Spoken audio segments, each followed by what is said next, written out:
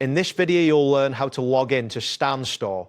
This guide will take you through the steps necessary to access your account quickly and efficiently. Begin by navigating to the homepage of Standstore. You can do this by entering the website address in your preferred web browser. Once the homepage has fully loaded, focus on the top right corner of the screen. Next, locate the button labeled Login. Click this button to proceed to the login page.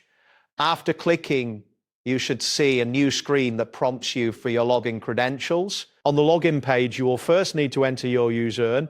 Click on the text box that appears and type in your username carefully. Ensure that there are no typos, as this will affect your ability to log in. After entering your username, move to the next text box on the page where you need to input your password.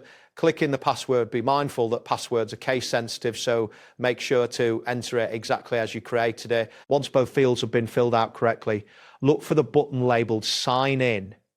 Click this button to submit your login information. If your credentials are correct, you will be redirected to your account dashboard, confirming that you are now logged in successfully. If you encounter any issues during this process, such as incorrect login details, double check your username and password for accuracy.